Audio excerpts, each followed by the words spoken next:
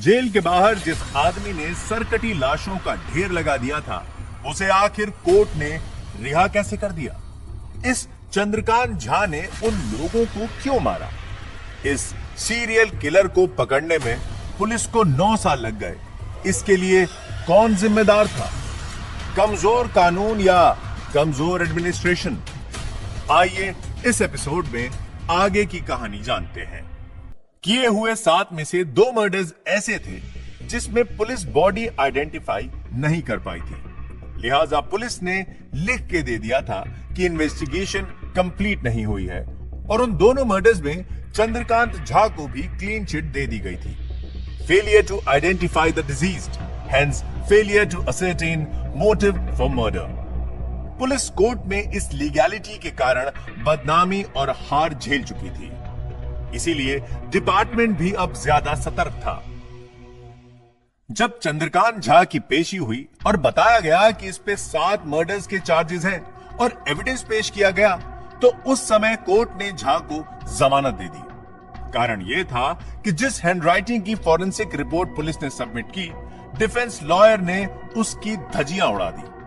कहा कि यह कागज का टुकड़ा जिसे ठीक से सिक्योर तक नहीं किया गया, उसे आप एविडेंस कैसे मान सकते हैं? 2-3 साल पहले लिखा गया यह लेटर एक पुलिस वाले के हाथ से दूसरे पुलिस वाले के हाथों में, कभी किसी फाइल में, कभी किसी डायरी में, कभी मंगोलपुरी तो कभी आदर्श नगर। लिहाजा इस कागज के टुकड़े को एविडेंस मानना पॉसिबल नहीं होगा। चार्जशीट में भी लेटर के बारे में ठीक से मेंशन नहीं किया गया था। पुलिस टीम से यहां गलती हुई कि उस लेटर को सिक्योर तरीके से नहीं रखा गया। छोटी सी गलती थी, लेकिन इतनी बड़ी जरूर थी कि कोर्ट ने इस एविडेंस को एक्सेप्ट नहीं किया और चंद्रकांत झा बरी हो गया। सीरियल किलर, सर काट के लाशें जेल के सामने फेंकने वाला कोर्ट से जेल नहीं, सीधा अपने घर गया। पुलिस टीम सख्ते में आ गई। इस बार चंद्रकांत झा को छोड़ दिया, यानी और मर्डर्स का खतरा। दिलीप मंडल के खून वाला चाकू और पिछले सबूतों को मिला जुलाकर पुलिस ने एक बार फिर अपील की। इस बार चार्जशीट स्ट्रांग थी और कोर्ट ने दिलीप मंडल के खून के बेसिस पे और मर्डर वेपन के पोजीशन के चलते इस केस में चंद्रकांत झा को सजा सुनाई। दिल्ली के लोअर कोर्ट में 4 और 5 फरवरी 2015 को अलग अलग मामलों में चंद्रकांत झा को फांसी और उम्र कैद की सजा सुनाई। लेकिन हाई कोर्ट में जब अपील की गई, तब हाई कोर्ट ने इन सभी पनिशमेंट्स को उम्र कैद की सजा में तब्दील कर दिया। तो कुल मिलाकर मामला यह हुआ कि चंद्रकांत झा ने एक के बाद एक 7 खून किए, सर काट के लाश जेल के सामने फेंक दी और पुलिस को धमकी दी कि तुम्हारा दामाद हूं, मां का दूध पिया है तो पकड़ के दिखाओ। और इस आरोपी को फांसी से राहत मिल गई। लेकिन कहानी यहां खत्म नहीं होती। कहानी आगे बढ़ाने से पहले आइए बताते हैं कि यह खून क्यों और किन हालातों में किए गए। दरअसल चंद्रकांत झा बिहार से दिल्ली आया था काम की तलाश में और जॉब्स करना, थोड़े पैसों में गुजारा करना, यही थी उसकी लाइफ। एक शादी की, लेकिन बीवी को पहले ही साल में छोड़ दिया। फिर एक और शादी की। उस शादी से चंद्रकांत झा को 4 बच्चे भी थे। चंद्रकांत झा का गुस्सा बहुत खराब था। जो उसे गलत लग गया सो लग गया। अगर कोई चीज उसके हिसाब से नहीं होती थी, वो सह नहीं पाता था। एक बार झा को शक हुआ कि उसका पड़ोसी लड़कियों के लिए गलत विचार रखता है, उन्हें गलत नजर से देखता है। झा ने उसे मारकर उसका सर काट के जेल के आसपास फेंक दिया। यह था सन 1998 में उसके हाथों हुआ पहला मर्डर और यही वो पहली लाश थी जो पुलिस को मिली थी। एक दोस्त ने एक बार झा के घर पे खाना खाया। मछली और चावल खा के दोस्त ने बर्तन नहीं उठाए और अपने घर चला गया। जूठी प्लेट देख के चंद्रकांत को इतना गुस्सा आया कि उसी रात दोस्त के घर जाके उसे जान से मार दिया। उसका सर काट के फेंक दिया और बॉडी को जेल के पास फेंक दिया। तीसरी लाश भी चंद्रकांत के दोस्त की ही थी। ये दोस्त उसे बिना बताए उसकी साइकिल लेके चला गया था। जब वापस रखने आया तो चंद्रकांत को पता चल गया। झा ने उसे भी मार दिया और उसका भी सर काट के लाश तिहाड़ के बाहर फेंक दी। एक दफा झा के किसी जानकार ने एक बार उसका मोबाइल चोरी कर लिया था। यह आदमी उसकी ही तरह बिहार से दिल्ली आया था काम की तलाश में। चंद्रकांत ने उसे पकड़ लिया।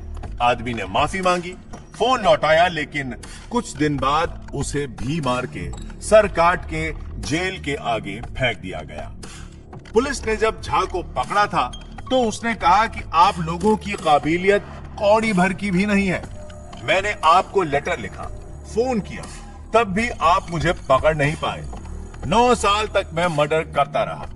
ये तो मैं खुद चाहता था कि आप मुझे पकड़ लो, तब जाके आप मुझे पकड़ पाए। यह बात डरावनी भी है और सच भी। झा गलत नहीं कह रहा था, लेकिन उसका ओवर कॉन्फिडेंस ही उसे ले डूबा था। छठी लाश जेल के बाहर रखने के बाद चंद्रकांत झा ने जेल से थोड़ी ही दूर एक पीसीओ से पुलिस को धमकी भरा कॉल किया था। लाश रखने और पीसीओ से फोन मिलाने में मुश्किल से 10-15 मिनट का वक्त बीता होगा। पीसीओ के मालिक को अदालत बुलाकर उनका स्टेटमेंट रिकॉर्ड किया गया।